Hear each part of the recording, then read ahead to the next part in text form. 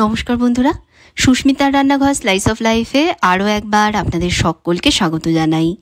সামনেই যেহেতু জামাই ষষ্ঠী, তাই আজ জামাই ষষ্ঠী স্পেশাল চিকেন কষা রেসিপি নিয়ে হাজির হয়েছি।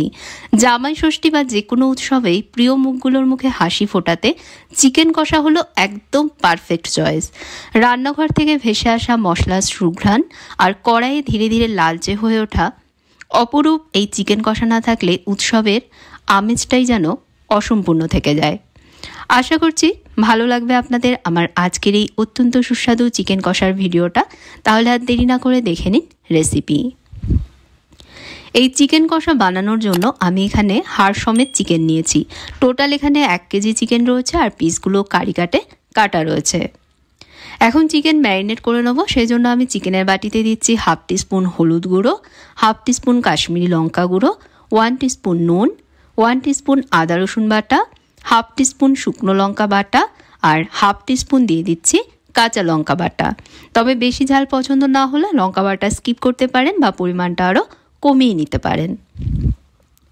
2 টেবিল স্পুন এর মধ্যে দিয়ে দিচ্ছি টক দই। তবে দইটা যাতে খুব বেশি টক না হয় সেদিকটা খেয়াল রাখতে হবে। আমি এখানে ঘরে পাতা টক দই ব্যবহার করছি। ঘরে পাতা টক দইটা কিন্তু অনেক কম টক হয়।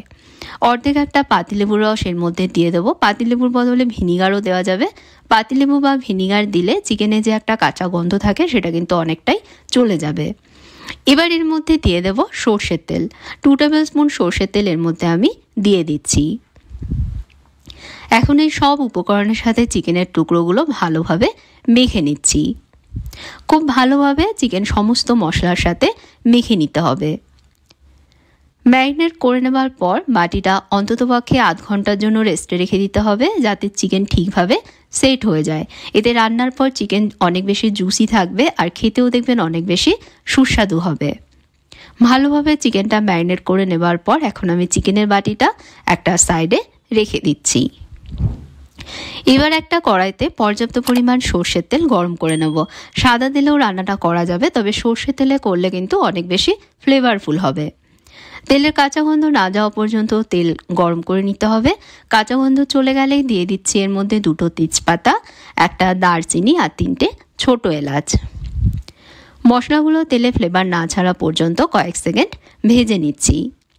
তেলের মধ্যে মশলা ফ্লেভার ছেড়ে দিলেই দিয়ে দিচ্ছি এর মধ্যে পেঁয়াজ কুচি। আমি এখানে 4টে মাঝারি মাপের পেঁয়াজ স্লাইস করে কেটে নিয়েছি। পেঁয়াজের মধ্যে অল্প নুন দিয়ে এখন পেঁয়াজগুলোকে ভেজে নিচ্ছি।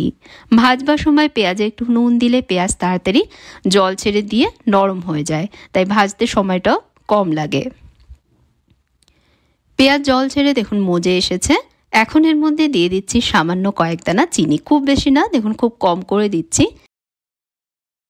চিনি দেওয়ায় পেঁয়াজ ভাজার সময় রঙটা আরও বেশি গাঢ় হবে, যে কারণে চিকেনের গ্রেভি আরও রিচ আর টেস্টি তৈরি হবে। এখন পেঁয়াজে বাদামি রং না আসা পর্যন্ত পেঁয়াজ ভেজে নেব। বাদামি রং করে আমি দেখুন পেঁয়াজ ভেজে নিয়েছি। ঠিক এইভাবে করে পেঁয়াজ ভেজে নিতে হবে। এবার এর মধ্যে দিয়ে দেব 1.5 টিস্পুন আদা রসুন বাটা। চিকেন ম্যারিনেশনের সময়ও 1 টিস্পুন আদা রসুন বাটা চিকেনে দিয়েছি, আর এখন আরও 1.5 টিস্পুন দিয়ে দিলাম। আদা রসুন বাটা এর মধ্যে দিয়ে আরও 1-2 মিনিট ভেজে নিচ্ছি, যাতে আদা রসুনের রসমেলটা চলে যায়। 1-2 মিনিট ভেজে নেওয়া হয়ে গেলেই দিয়ে দিচ্ছি এর মধ্যে টমেটো বাটা। এখানে একটা মাঝারি মাপের টমেটো আমি মিক্সিতে বেটে নিয়েছি। এর মধ্যে সামান্য একটু নুন দিয়ে 1-2 মিনিট কষাবো, যাতে টমেটো কাঁচা না থাকে। 1-2 মিনিট কষিয়েছি, দেখুন টমেটো থেকে তেল ছাড়তে শুরু করেছে। এখন গুঁড়ো মশলাগুলো একে একে এর মধ্যে দিয়ে দেব।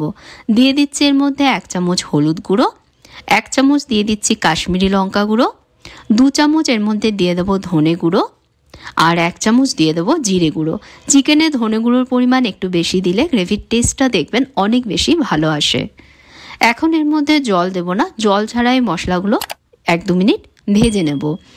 আর যেহেতু এর মধ্যে জল দেব না, তাই কষানোর সময় কিন্তু সমানে এভাবে মিশিয়ে এটাকে কষাবো, যাতে মশলা পুড়ে না যায়।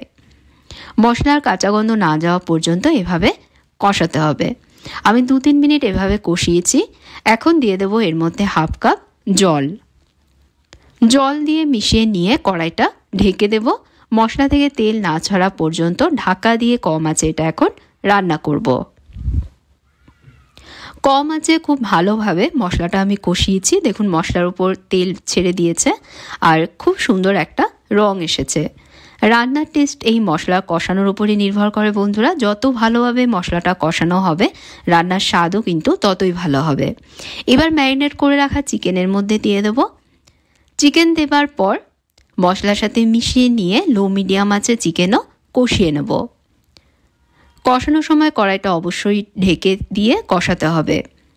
এখন একটা মশলা রেডি করব, সেই জন্য নিয়েছি এখানে আমি 2 টেবিল স্পুন চারমগজ আর 8-10টা গোটা কাজু বাদাম।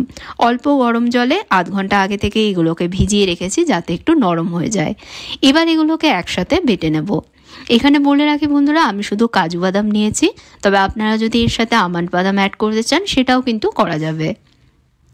সব একসাথে মিহি করে বেটে নিয়ে মিশ্রণটা দেখুন আমি তৈরি করে নিয়েছি। চিকেন কষানোর সময় অবশ্যই মাঝে মাঝে একটু মিশিয়ে দিতে হবে যাতে ঠিকমতো চিকেনের সবটা রান্না হয় আর কড়াইয়ের নিচে লেগে না যায়। এভাবে আমি 10 মিনিট রান্না করেছি। চিকেন থেকে দেখুন জল ছাড়তে শুরু করেছে। এখন এর মধ্যে বানিয়ে রাখা বাদাম আর চারমগজের মিশ্রণটা দিয়ে দিচ্ছি। বাটি ধুয়ে এর মধ্যে 2 টেবিল চামচ দিয়ে দিচ্ছি জল। তবে খুব বেশি জল কিন্তু এই সময় দেব না, যেহেতু চিকেন কষা বানাচ্ছি। জল কম দিয়ে যত কষিয়ে এটা রান্না করবেন এর রঙও তত সুন্দর আসবে আর খেতেও দেখবেন ততই ভালো হবে। সব মিশিয়ে দিয়ে কড়াইটা ঢেকে দেব। ঢেকে দিয়ে একদম কম আছে আরও 10 মিনিট রান্না করেছি। দেখুন গ্রেভির ওপর তেল ভেসে উঠেছে আর চিকেনও কিন্তু প্রায় সেদ্ধ হয়ে গেছে। এখন এর মধ্যে দিয়ে দেব অল্প জল। এই রান্নাটায় খুব বেশি জল দেব না, কারণ এর গ্রেভি ঘন হবে। যেহেতু চিকেন কষা বানাচ্ছি তাই জলের পরিমাণ কম করে দিতে হবে। স্বাদ মতন আরও একটু নুন দিয়ে নুন অ্যাডজাস্ট করে নিচ্ছি। চিকেন ম্যারিনেশনের সময়ও নুন দিয়েছি, সেই বুঝে কিন্তু এখন এর মধ্যে নুন দিতে হবে।